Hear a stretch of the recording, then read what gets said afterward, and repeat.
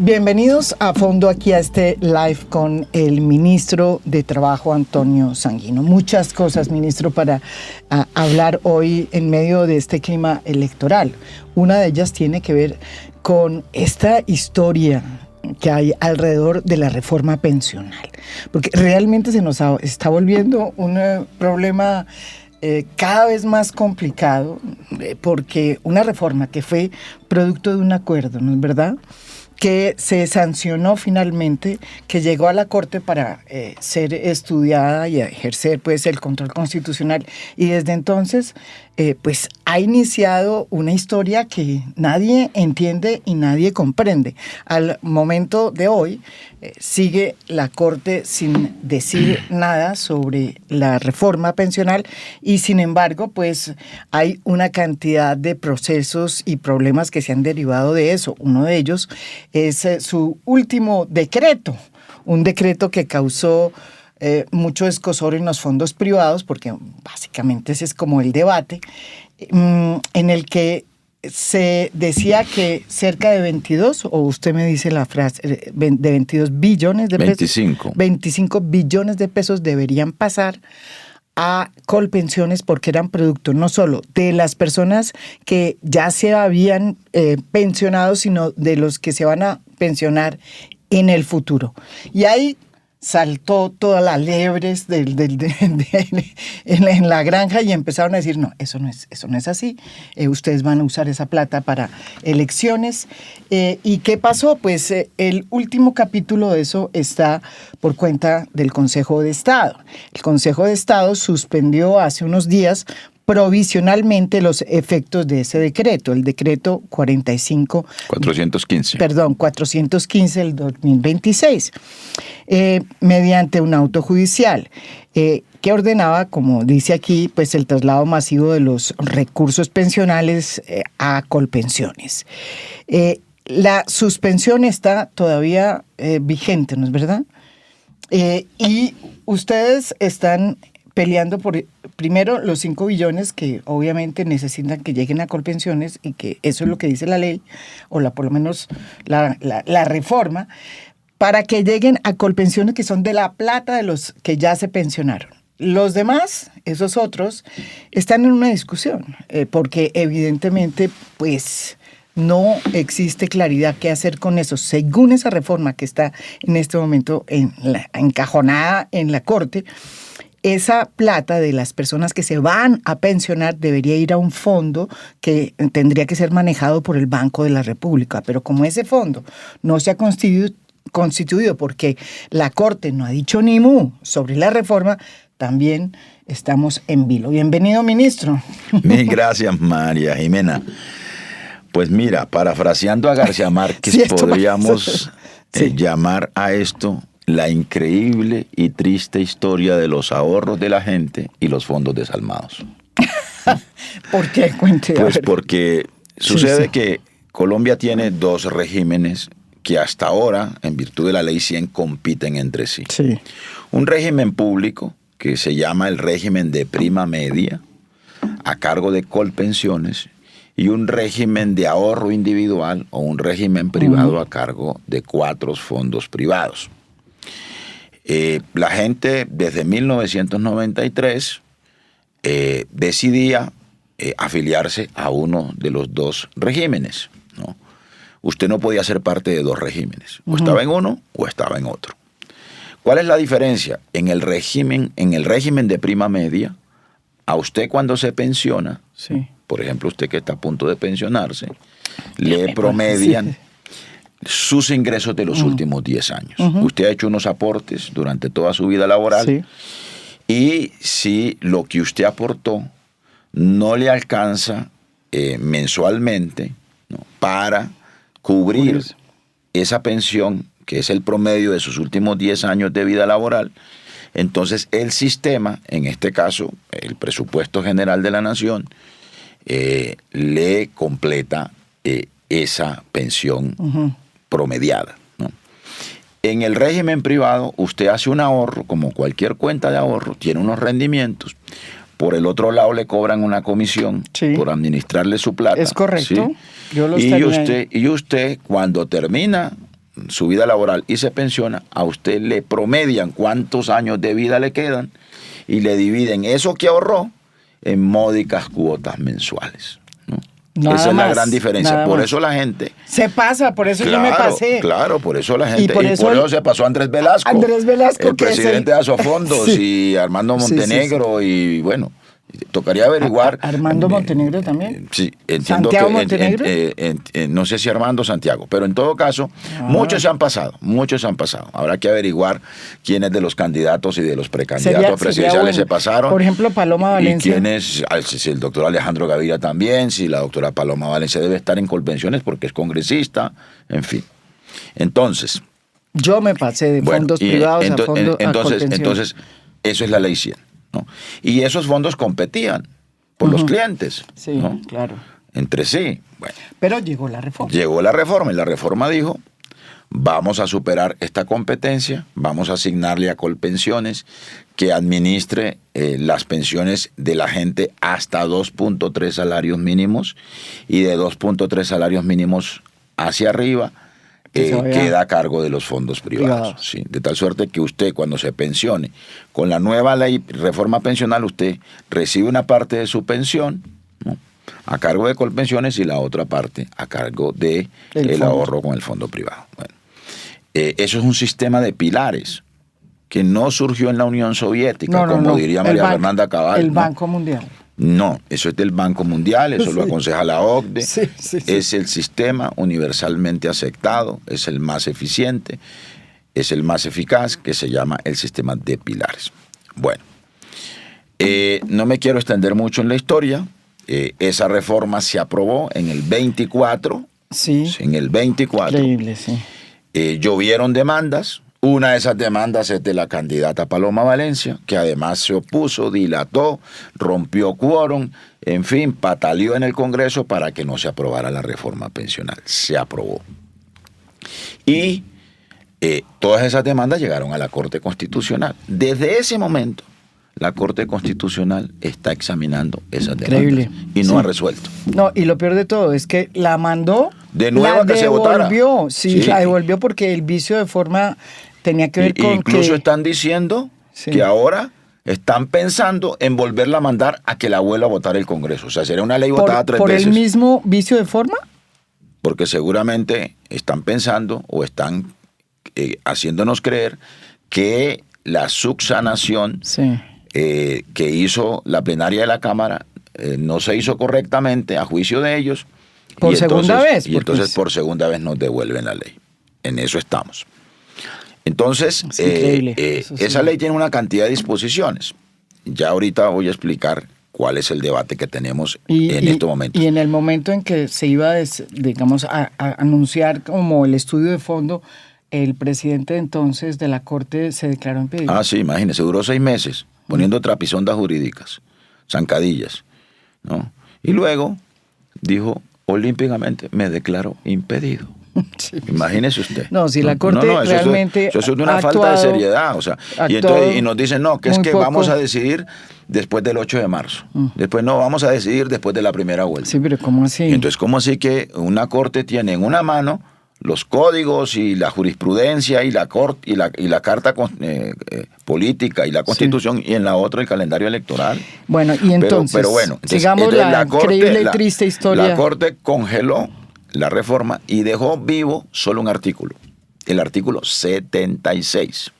¿Qué dice ese artículo? La oportunidad de traslado. Claro, que era el por el cual nos trasladamos. Como había muchas demandas que estaban perdiendo los fondos privados en los juzgados laborales, incluso hasta en la Corte Suprema de Justicia, en la sala laboral, entonces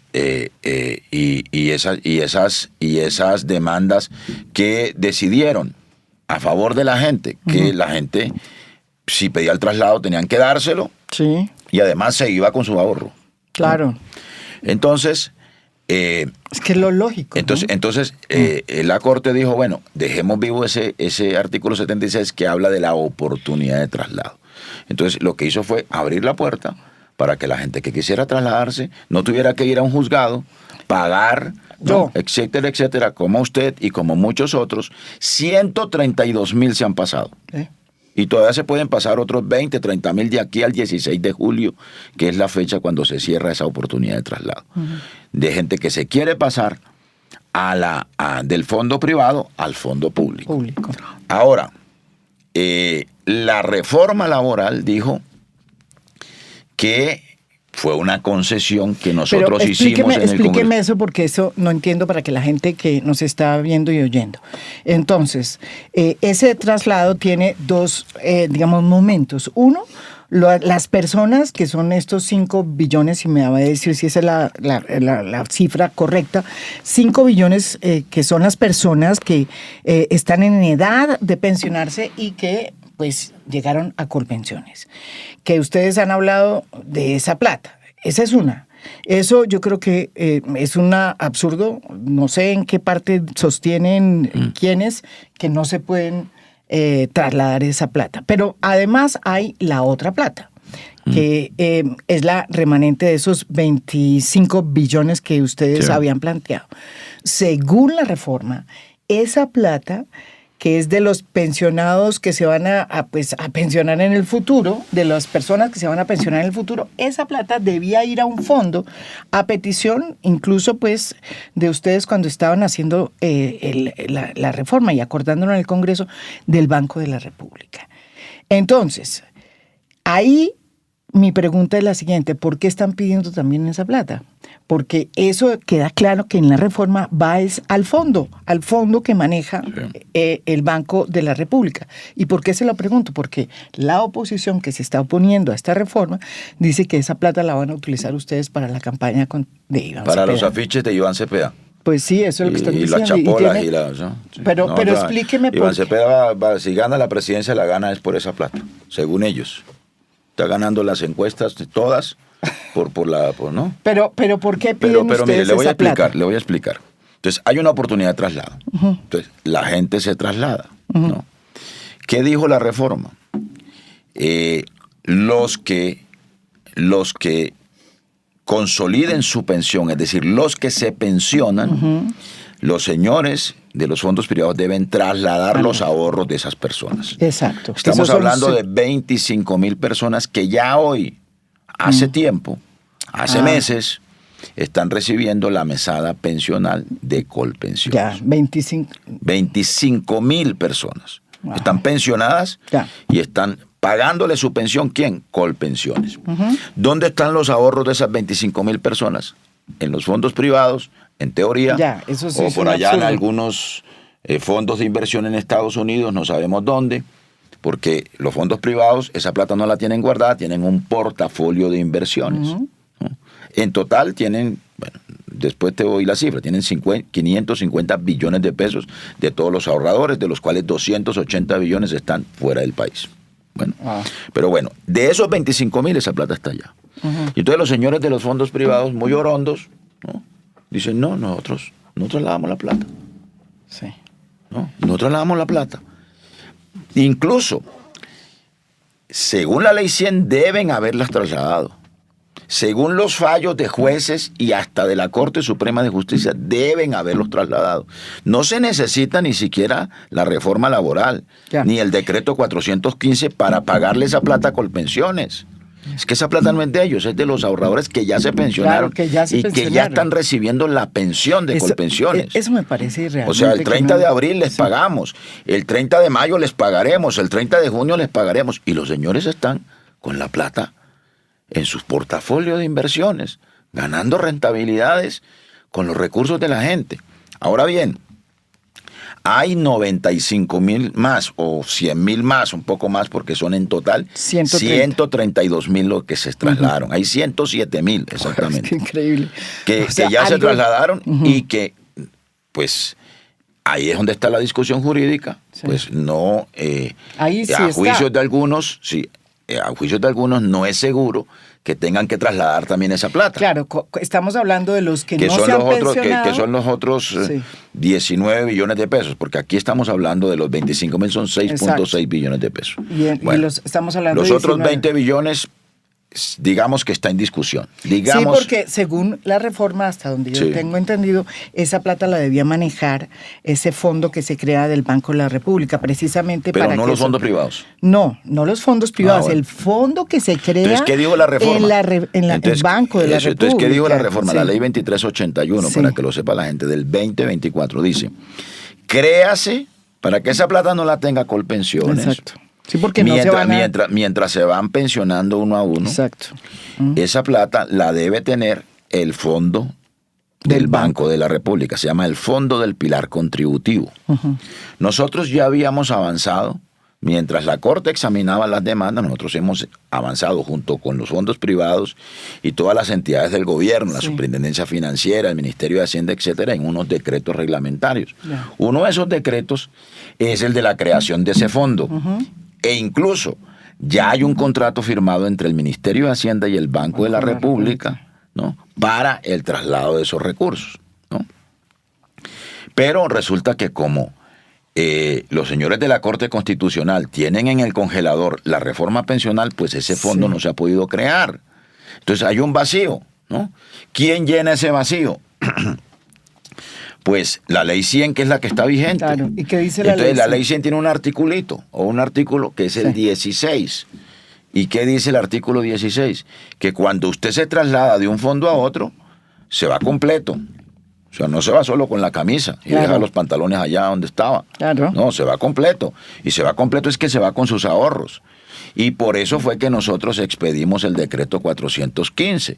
Porque como no existe el fondo del Banco de la República, porque los señores de la Corte Constitucional no han querido que exista, ¿no? Nosotros hicimos todo lo que estaba en nuestras manos con el Banco de la República, con el Ministerio de Hacienda, pero los señores, ¿no?, de la Corte no han querido. Entonces aplicamos el artículo 16 de la Ley 100, que dice que una persona no puede estar en dos fondos al mismo tiempo, en dos regímenes al mismo tiempo. Entonces le dijimos a los fondos privados, nos pasan no solo lo de los 25,000 que ya están pensionados, sino que nos pasan todo, lo de los 132,000, ¿no?, completos. Entonces, bueno, ahí fue Troya, ¿no? Ahí fue Troya, y esa es la discusión en la que estamos. Ahora, ¿qué pasó en el Consejo de Estado? Entonces hubo demandas en el Consejo de Estado, incluyendo demandas de los señores de esos fondos, y el otro de la derecha, Abelardito de la Espriella, también demandó el decreto 415 y pidió su suspensión. Entonces, la reforma demandada por Paloma y el decreto demandado por Abelardo, ¿no? Dios los cría. Y ellos se juntan. Bueno, no están muy juntos últimamente. Pero... Sí, pero se juntan. Por lo menos por la codicia se juntan. Y por su amistad con los fondos privados y con el capital financiero, eso los junta, ¿no? Así el uno diga que los de siempre y tal, no. Esos son de los de siempre, ambos. Bueno, entonces, ¿qué pasó? Hay un magistrado al que le llegó esas demandas porque las unificaron, de apellido Bedoya. Y el señor, Jorge Enrique Bedoya, creo que se llama el tipo. Y el magistrado,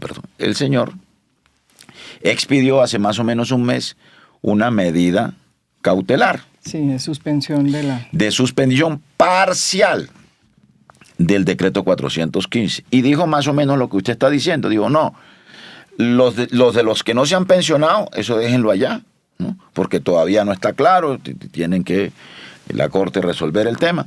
Pero de los que ya se pensionaron, eso sí, pasen la plata. 5 billones y pico. 6.6 millones. Pero eso no ha pasado.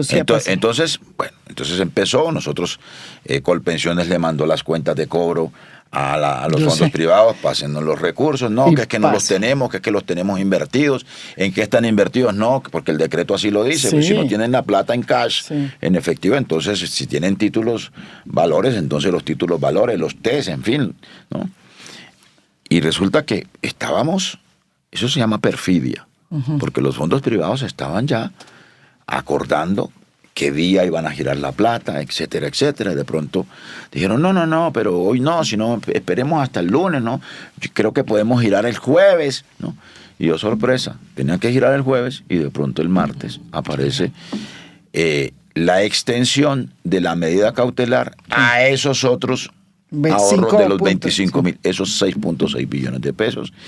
Y además de eso, no resolvieron el recurso de súplica que nosotros habíamos interpuesto en su momento, ¿no?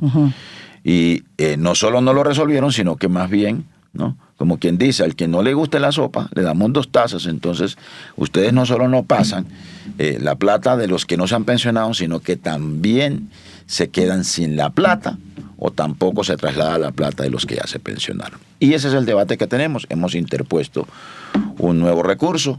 Nosotros consideramos ante el Consejo de Estado. Ante el Consejo de Estado, un recurso de súplica, segundo recurso de súplica. Esperemos que lo resuelvan finalmente. Y nosotros creemos que el señor magistrado prevaricó, ¿no? Y además de eso, el Consejo de Estado, ¿no? Ese sí viola el principio de separación de los poderes, porque se está inmiscuyendo en una decisión de la Corte Constitucional, la única a favor de la reforma pensional, que es la vigencia del artículo 76. Claro, de que se pueden trasladar de un régimen Claro, a no, otro. y además de eso, ahí en ese Con artículo su gente, con su plata. y aún en Sí. ese artículo 76 dice que se le debe garantizar la pensión a quien se traslada, por lo tanto sus ahorros deben trasladarse. Eso dice el artículo 76. ¿no? Y eso dice la ley 100. Y eso dicen los fallos de los jueces.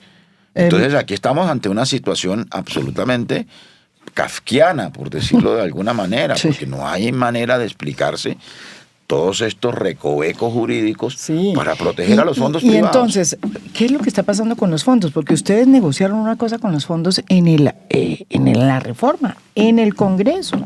Les Y hoy- concedimos ese hecho de que no se trasladaban los ahorros de la gente que no de se iba a manera pensar. inmediata, que todavía no se había pensionado. Eso fue una concesión del Y gobierno. se creó este fondo del Banco Entonces de le la dimos la República. mano, o le dimos el dedo y nos cogieron la mano, o nos quieren coger la mano, como se dice coloquialmente. Y aquí estamos hablando no de plata del gobierno. Aquí estamos hablando de recursos de la gente, de su trabajo, Imagínense. de lo que la gente ahorra mensualmente como producto de su trabajo. Y con esta decisión del Consejo de Estado se afecta a Colpensiones, porque Colpensiones tiene que pagar las pensiones Imagínate, sin mensualmente, ¿no? Incluyendo la del doctor Velasco si se llega a pensionar mañana, ¿no? Esa sí me parece la máxima. Bueno, Sí. afecta las finanzas públicas, porque en la medida en que Colpensiones tenga que pagar las pensiones de la gente y se requiere pagarle esa pensión de régimen de prima media, pues es el presupuesto general de la nación, es decir, todos los colombianos Sí. los que tenemos que cubrir ese faltante. Y además de eso, se afectan los derechos de los ciudadanos colombianos, de los trabajadores que han decidido libre y autónomamente que su pensión se la atienda a Colpensiones sin un fondo privado. ¿Usted qué le diría a la Corte? Porque es la Corte Constitucional también, yo creo que está realmente empantanada y no ha podido pues dar luces sobre una reforma que yo creo que está en mora de salir y decir, oiga, este es el fallo, esta es nuestra revisión de fondo. No lo han podido hacer, ni siquiera por una discusión que tienen interna. Ahí está dividida la Corte. Si no estuviera dividida, no estaríamos en esta. Sí. La Corte está dividida. No, yo lo que creo es que la Corte tiene que ser seria con el país, ¿no? Tiene que superar esta dilación inaceptable y tiene que tomar una decisión. Ellos pueden tomar una decisión, digamos, Tumbar. declarar inexequible la ley, no, cosa que ya es muy difícil, porque ¿qué vamos a hacer con los 132.000 que ya se trasladaron? Es que, no, y con sobre toda todo la el señor reglamentación, Andrés. hay contratos de por medio ya firmados, hay recursos invertidos en los fondos privados y en Colpensiones para adecuarse tecnológicamente a las nuevas circunstancias de la reforma, etcétera, etcétera. Pueden avalar parcialmente la ley, pueden decir estos artículos no, estos artículos sí, ¿no? O pueden validar completamente la ley, pero tienen que tomar una decisión, porque no hay derecho que una ley que debió haber entrado en vigencia en julio, el 1 de julio del año 2025, estamos casi a un año, y a 2 años de haber sido aprobada en el Congreso, y nos tengan en el limbo. Si la Corte hubiera decidido, no estuviéramos en esta discusión, porque existiera el Fondo del Banco de la República. Ya estuviéramos aplicando las reglas de juego que pactamos con concesiones y todo, ¿no? Las que le hicimos a los fondos privados con tal de que esta reforma pudiera tener luz verde. Pero como no han resuelto, pues surgen estos debates jurídicos que en un país como Colombia son a veces interminables, ¿no? Sí, no, se vuelve un debate jurídico, algo que Claro, realmente... y ahora se viene una hay tutelatón. Ya la gente está poniendo tutelas. Claro, todos Sí. los que nos Es más, nos estamos... yo le aconsejo a usted, María Jimena, que ponga su tutela Sí, esta sí, misma sí. semana. Yo ya la puse. Sí, ¿Usted qué bueno, cree? eso es una muy buena noticia. Y como María Jimena, todos los que se trasladaron, pongan tutelas, porque unos señores privados no se pueden quedar con los fondos. Mire, le decía, esos fondos tienen 550 millones de pesos. ¿Pero en qué los tienen? ¿Ustedes han En un logrado portafolio saber? de inversiones. Es probable que usted salga por acá, por la 15, se encuentre con una empresa, ¿no? Y la empresa aparezca como titular de esa empresa. 500 billones de pesos. 550 billones de pesos, que son 23 millones de personas ahorradoras, ¿no? Bueno, y usted se encuentra con esa empresa y resulta que esa empresa aparece bajo la titularidad de ¿quién? De Luis Carlos Sarmiento Angulo, pongamos un nombre, ¿no? Y resulta que es probable que esa empresa se compró o se creó con la plata de los trabajadores, no con la plata de Luis Carlos Sarmiento, ¿no? Pero no aparece la gente como dueña de la empresa. Si no aparece... Con la platica de la gente. Ustedes Esas son las magias del capitalismo financiero. No, yo creo que esto sí tiene que aclararse. Yo no lo puedo dejar de ir de este estudio sin preguntar, porque usted también está muy metido en todo este tema que es controversial y que ha generado muchísimas también... digamos, sensibilidades y tiene que ver precisamente con estas firmas que se están haciendo para la convocatoria de una constituyente. Usted está muy metido en eso, ministro, también. ¿Sí o no? Sí. ¿Usted no cree que esa decisión de dejar esas firmas para que el próximo Congreso, porque será el próximo Congreso independientemente quién sea el presidente, pues decida si abre o no la posibilidad de una convocatoria a la constituyente y decir además cómo es que quieren hacerla y cuál es el planteamiento? ¿No le parece que produce más escozor que provecho en este momento? ¿Pero por qué? Fíjese usted que con todas estas discusiones de las que estamos hablando, pues lo que le hacen es darle munición a la constituyente. Sí, ¿usted cree? Claro, pues es que el problema ¿cómo resuelve ese? usted, cómo aclara usted este asunto de las competencias de las Cortes? Ahora, yo le quiero advertir lo siguiente. Nuestra idea es que no se toca la Corte Constitucional y no se revoca el Congreso, ¿no? Pero eso es lo que ustedes Bueno, plantean. sí. De resto, aquí tenemos que rediscutir cuál es la autonomía del Banco de la República. Tenemos que rediscutirlo. ¿Autonomía frente a quién y frente a qué? ¿No? Porque mire la discusión en la que estamos con el Banco de la República, ¿no? Con el gobierno de Petro, pues han aflorado una cantidad de discusiones, de cosas no resueltas en la Constitución del 91. Bueno, venían de atrás, Bueno, la reforma este Congreso, la reforma judicial. bueno, este Congreso de la República no ha querido hacer una reforma política a fondo, Sí, ni como el se llama, anterior, como se llama en este la época. podcast, a fondo de verdad, ¿no? Porque el gran problema de la corrupción de este país es que la corrupción es el sistema político. No es que haya corrupción en el sistema político, no es que la corrupción es el sistema político. Y eso no lo puede hacer, ha quedado demostrado, no lo va a hacer un Congreso que tiene casi cero capacidad de autorreformarse y de reformar la política. Entonces, ahora, nosotros estamos acudiendo a un mecanismo absolutamente constitucional. Es que la propia Constitución del 91, los constituyentes en su sabiduría dijeron, esta Constitución en algún momento habrá que reformarla por vía extracongreso, por vía de una constituyente, y estableció los pasos y los criterios y los mecanismos para que ello ocurriera.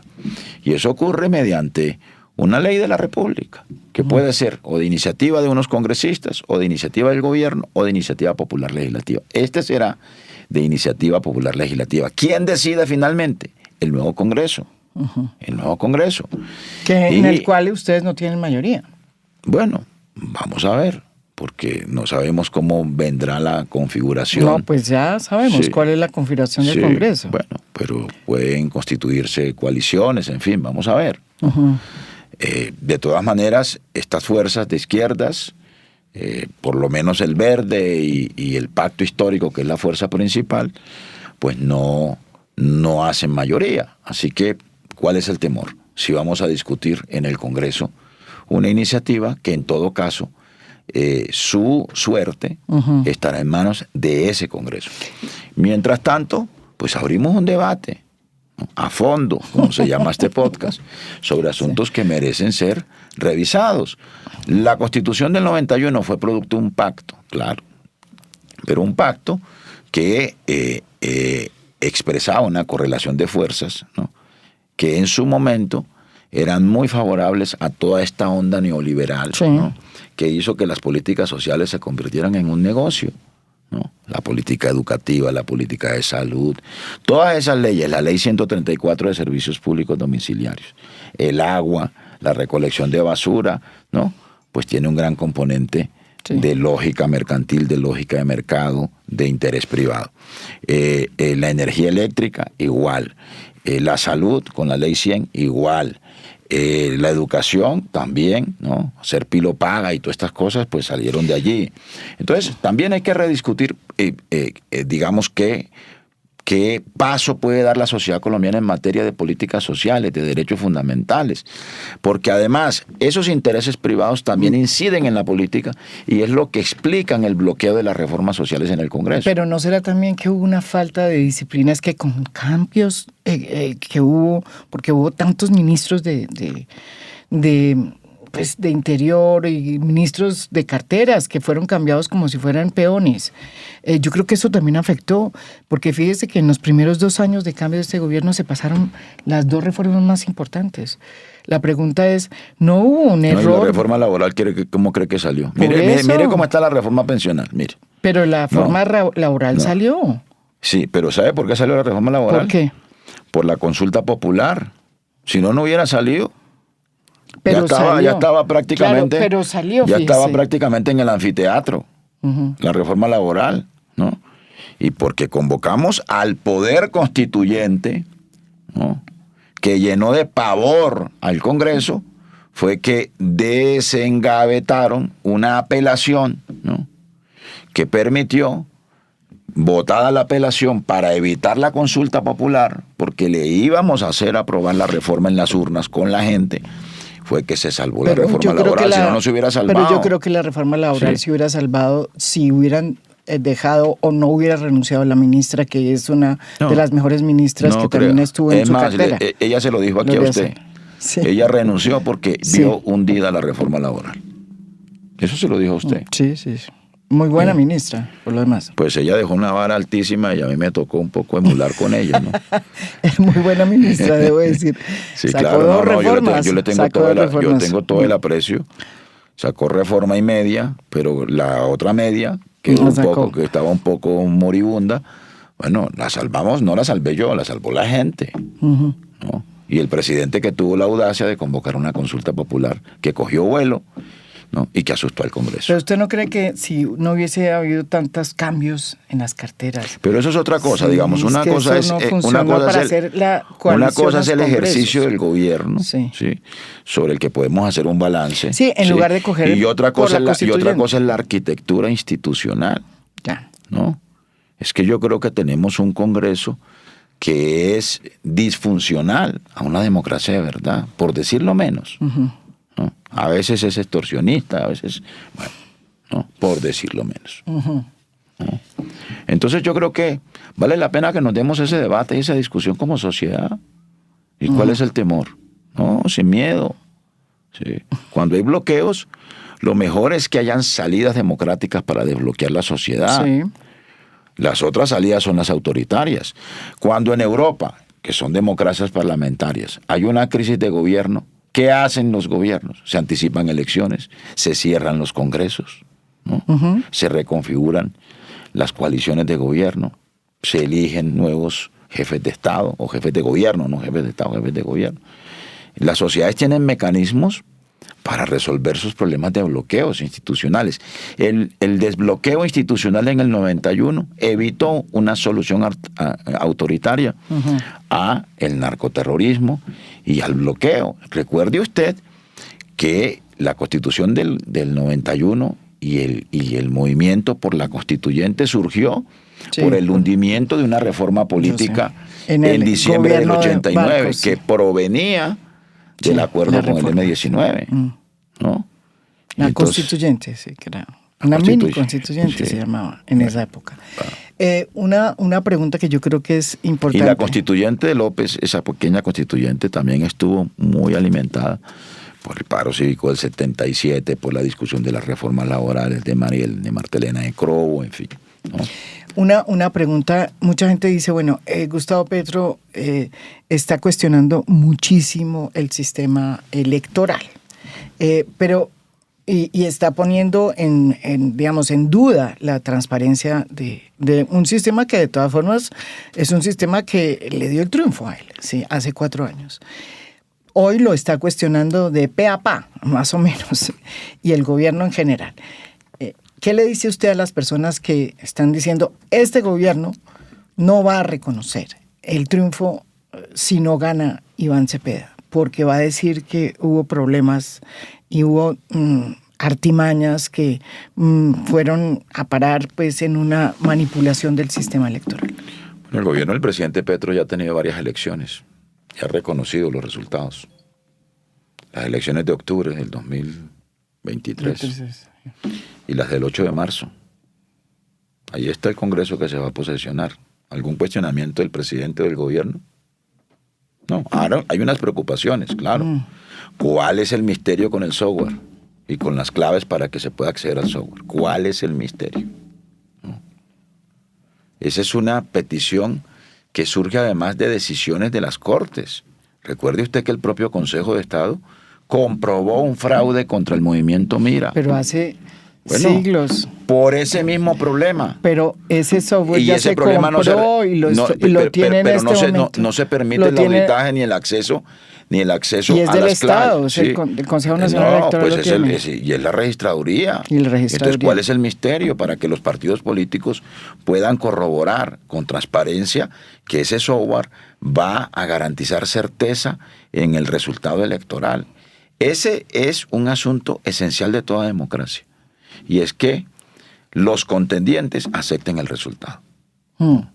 Esa es la fortaleza de una democracia. Se mide, entre otras, Claro. por muchas razones, pero entre otras por esa. Porque el que ganó, ¿no?, reclama el Acepte. triunfo y porque el que perdió acepte la derrota, ¿no?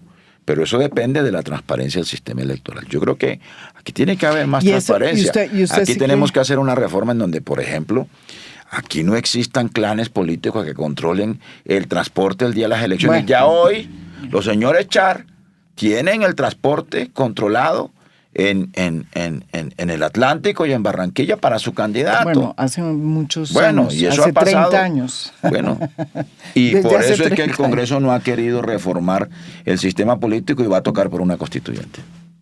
¿Ve? Esta es la primera vez, ministro, que un gobierno como el presidente que representa al presidente Gustavo Petro, pues tiene un candidato, ¿no es verdad?, que es del mismo partido que está en el poder y que está pues viendo a ver si gana, que es Iván Cepeda. Es un momento muy especial. Nunca No, pero se había vivido. Samper tuvo a Serpa. No, pero Samper Uribe tuvo a era Santos. del Partido Liberal, Uribe la tuvo a izquierda. Santos. Esta es la primera vez que la la izquierda. izquierda. Es que es la primera vez que la izquierda gobierna. Por eso es lo que Sí, estoy sí, diciendo, sí, que sí. es la primera vez que está pasando esto. Sí, está que la izquierda sucediendo. está en el poder, sí. Por eso, y que es la primera vez que está buscando que su candidato, que es Iván Cepeda, pues gane para los próximos Es que 4 años. todo proyecto político tiene vocación de permanencia. Dígame cuál no. Entonces la pregunta, Pero, este proyecto es un proyecto que va a respetar, sea cual sea los resultados. Pues nosotros, yo no me puedo meter en asuntos electorales. Yo ¿no? sé. No, Pero ¿de simplemente qué va a ministro. depender? Digamos, todos los partidos y todas las campañas deben tener, ¿no?, en todas las mesas de votación sus propios Sí. testigos, ¿no? Y debe haber una vigilancia especial con la presencia de los veedores internacionales Claro. y de las misiones de observación nacionales e internacionales para que haya certeza en los resultados, ¿no? Colombia ha tenido una tradición de respeto a los resultados, ¿no? Sí, siempre. Pero, Entonces, por eso pero pregunto. yo creo que el reclamo, digamos, que hace el presidente de la República y que hace el gobierno, pues tampoco puede ser estigmatizado, ¿no? No, es un reclamo legítimo. Es un reclamo por la transparencia de nuestro sistema electoral, ¿no? Y yo creo que tanto el registrador como el Consejo Nacional Electoral deben dar prueba de esa transparencia. Bueno, al Consejo Nacional Electoral tampoco se le puede pedir muchas cosas. peras al olmo, ¿no? O sea, sí, eso sí. Esa es una de las cosas que había que mire todo lo que cambiar pasó con las consultas, ¿no? reformas. Mire Sí. lo que pasó con las consultas. Entonces, esperemos que ahora el Consejo Nacional Electoral ya deje que la elección ocurra, ¿no? Sin metidas de mano indebidas, ¿no? Ministro, muchísimas gracias y espero que esos, por lo menos esos 5 billones o 6 billones que me dijiste. 6.6 billones. 6.6 billones, caramba, lleguen a Colpensiones, porque yo creo que eso es lo que debería suceder. Yo creo que eso es lo razonable. Es Mariana. lo razonable, y que la Corte Constitucional, que es una corte que siempre pues ha estado actuando, digamos, en medio de difíciles circunstancias, se recupere y diga lo que tiene que decir, ¿no es Así verdad? es, y que la Corte Suprema de Justicia Bueno, no le bien. quite competencias a la Agencia Nacional de Tierras en la Sí. administración de baldíos. Ese también me pareció que es una... Sí, solo Sí, porque sí. no está... Es que pasa lo mismo, porque hay un proyecto muy importante que se está quedando ahí... La ley de que jurisdicción es agraria. la ley de jurisdicción agraria, que son los 2 jueces que son los que deben realmente La entrar ley ordinaria, a sí. decidir qué pasa con esas tierras. Entonces, como no hay jurisdicción agraria, entonces acaban de Lleva decirle... 8 años esa ley. Yo Sí, estaba en sí, el sí. Senado de la República. Pero repito... ¿Sabe qué hizo Duque? Mm. No, como era un compromiso con el acuerdo de paz, radicó el proyecto de ley y luego mandó a su ministro del Interior a que hiciera mayorías para sabotear su propia ley.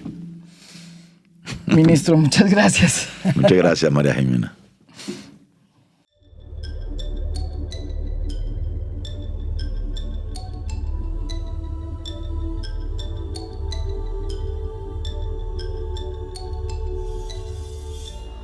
A Fondo es un podcast producido por Mafialand.